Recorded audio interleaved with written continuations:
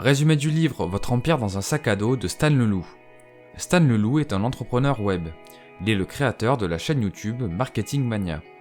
Dans son livre, il partage ses connaissances pour trouver une bonne idée de business, évaluer si son projet va marcher, rédiger un pitch parfait pour vendre son produit et gagner sa liberté en 5 étapes en transformant son business en petit empire qui tourne tout seul. Pour ce résumé, je vais reprendre les grands principes qu'il aborde dans les 4 sections du livre. C'est parti!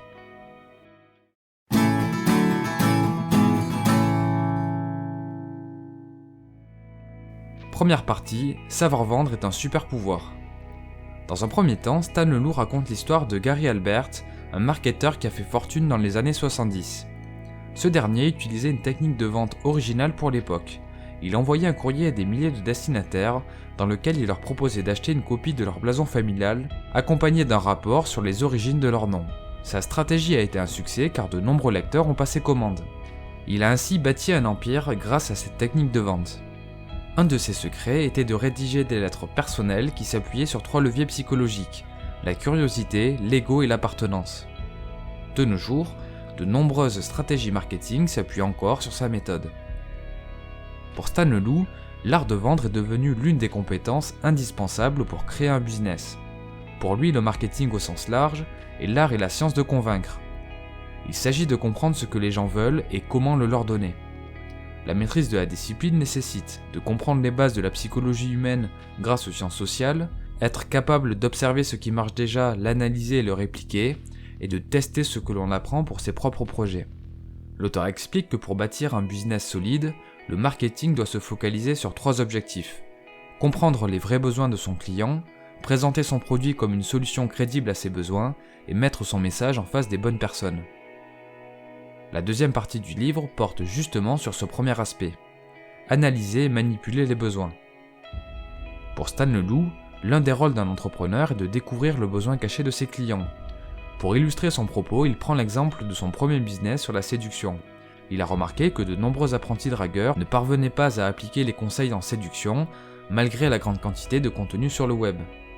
Il s'est aperçu que leurs difficultés portaient davantage sur le fait de faire le premier pas, plutôt que sur la compréhension des techniques de séduction. En identifiant ce besoin profond, Stan Leloup a eu l'idée de développer une formation pour aider les gens à vaincre leur timidité pas à pas. Cet exemple illustre le fait que l'une des clés pour développer une entreprise est de s'intéresser aux besoins cachés de ses clients et d'adapter sa stratégie marketing en fonction. Pour ce faire, l'auteur propose de s'appuyer sur la pyramide de Maslow. C'est un modèle théorique qui hiérarchise les besoins humains. Il présente des stratégies marketing en fonction des différents niveaux. Par exemple, sur un marché donné, si le client éprouve un besoin de sécurité, le marketeur peut axer son approche sur la peur. Une technique marketing en 2 étapes consiste à rendre le danger immédiat, visuel et viscéral afin de créer une réaction émotionnelle qui va engendrer la motivation d'agir. Ensuite, il suffit de faire disparaître la sensation de danger en positionnant son produit comme une solution à cette peur. Exemple, pour vendre une formation sur la gestion de patrimoine, on peut insister sur la fragilité de la situation économique actuelle. Face au danger de tout perdre, on peut être tenté d'apprendre à protéger son capital. Autre niveau, si la problématique du client est liée au besoin d'appartenance, alors une stratégie marketing peut être d'intégrer son produit à un groupe dont les membres s'imitent mutuellement. C'est ce qu'a fait Facebook en commençant par se développer auprès des étudiants d'Harvard. L'utilisation du réseau social est devenue une nouvelle mode sur le campus où l'on se doit d'être à la pointe de la technologie. La renommée du produit s'est ensuite exportée à travers le monde. Une autre technique marketing basée sur le besoin d'appartenance consiste à créer sa propre tribu autour de son produit. C'est la stratégie de certains influenceurs qui créent leur propre marque. Les gens achètent et utilisent leurs produits, en partie pour montrer qu'ils appartiennent à la communauté de cet influenceur.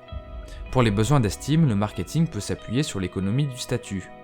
Après avoir assouvi son besoin d'appartenance, on cherche généralement à acquérir du statut dans les groupes auxquels on appartient. Le jeu du statut consiste à envoyer des signaux pour renforcer sa position et montrer que l'on agit dans l'intérêt du groupe. La stratégie marketing d'Apple s'appuie sur l'économie du statut. Acheter Apple, c'est envoyer le signal « Je possède des moyens financiers conséquents, je suis à la pointe de la technologie, j'apprécie les objets design, bref, je pense différemment. » Enfin, dernier cas, le besoin d'accomplissement de soi. Le dernier échelon de la pyramide concerne la quête de sens, c'est-à-dire laisser une trace dans le monde, aligner son identité, sa réalité et ses objectifs, etc. Le marketing de certains jeux vidéo s'appuie sur ce besoin profond.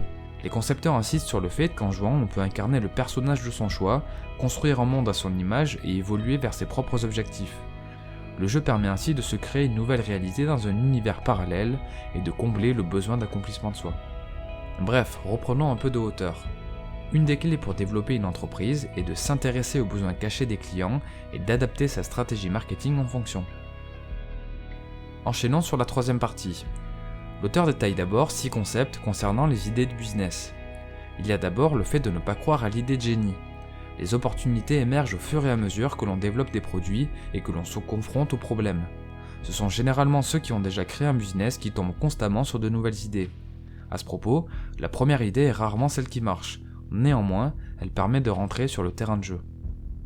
Deuxième concept, il existe 2 principales sources pour développer des idées. Résoudre un problème que l'on a rencontré et identifier un besoin chez quelqu'un d'autre. Troisième point, pour trouver une bonne idée, il faut essayer d'identifier un problème dur. Dur est l'acronyme pour douloureux, le problème crée une souffrance chez la cible. Urgent, la résolution du problème est impérative. Et reconnu, la cible a déjà conscience du problème. Quatrième concept, éviter de se lancer dans un business basé sur un hobby.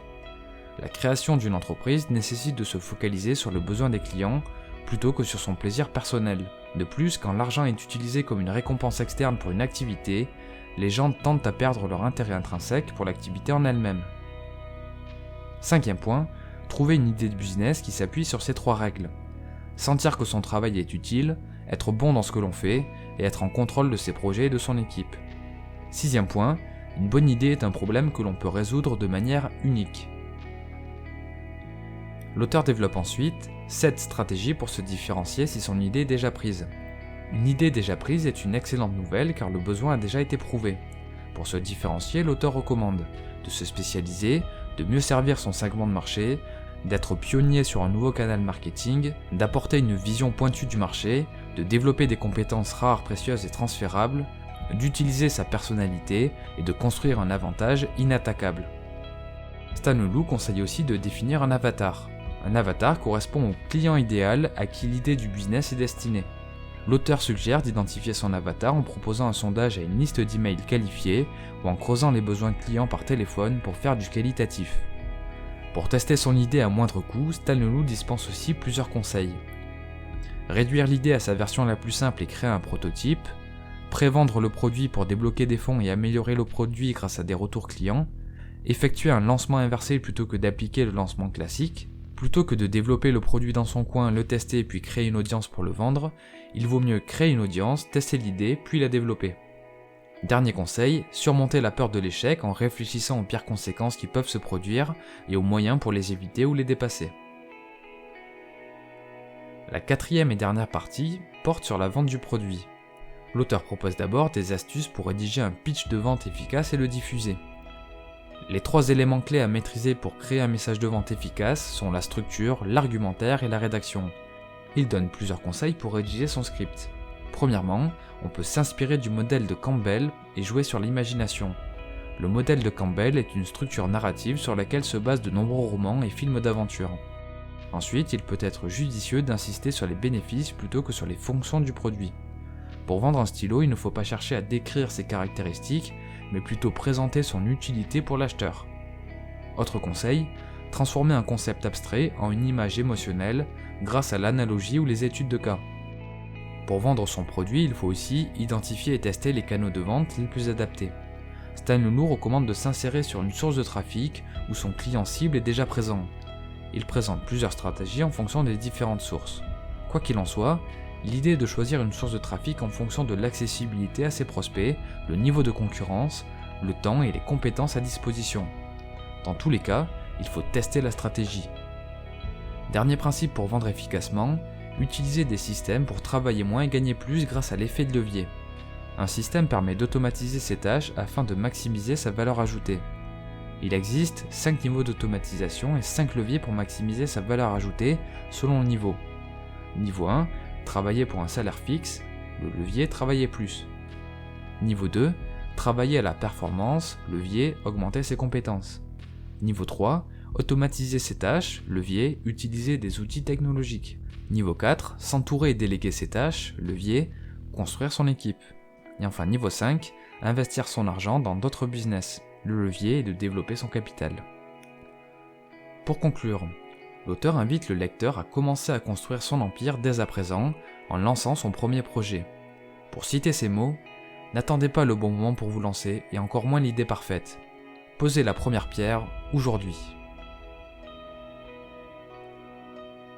Merci pour votre attention, j'espère que ce résumé vous aura plu.